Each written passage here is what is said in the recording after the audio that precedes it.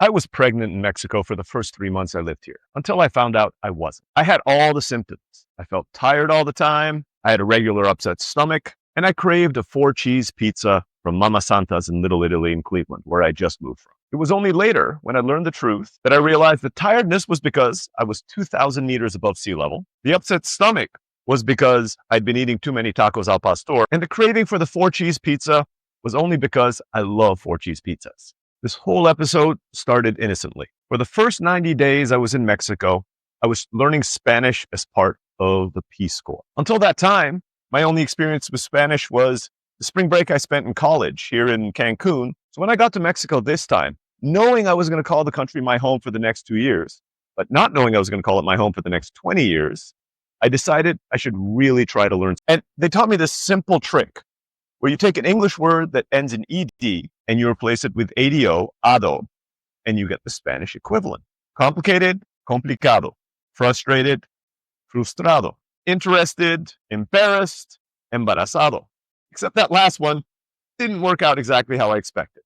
You see, I thought I spent the first 3 months in Mexico telling everybody I was embarrassed I didn't speak Spanish. But I later learned that embarazado is what they call a false cognate. That means it doesn't mean what you expect it to mean. As you probably already guessed, embarazado really means that you're pregnant. So while for those first 90 days, I thought I was telling people I was humble and they were laughing with me, they were really laughing at me. But I learned a big lesson from that. I made a mistake and got embarrassed. But I kept going.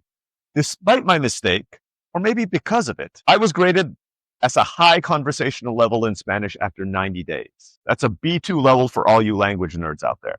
At the time, that was the fastest improvement anybody had in Peace Corps Mexico on record. When my wife and I launched a brick-and-mortar language school after I finished my service in the Peace Corps, we made so many mistakes, we couldn't even count them. But we took an investment of $2,000 and generated a 6-figure income in Mexico in less than a year. When we launched what would become Live Lingua, one of the most well-known online language schools in the world, we ran everything on a website that looked awful using Google Docs and spreadsheet on the back end. It was embarrassing until it wasn't. This pattern has continued for the last 20 years. Launching a chocolate factory in Asia, knowing nothing about chocolates or factories, being a guest on over 300 podcasts and making a fool of myself on the first 30, and arguably the next 270 as well. And it still continues today. Right now, as you watch this, I'm trying to share my stories through writing and videos. Some, if not most of it, is probably going to be awful. For a long time, this is going to be embarrassing, but not embarazado.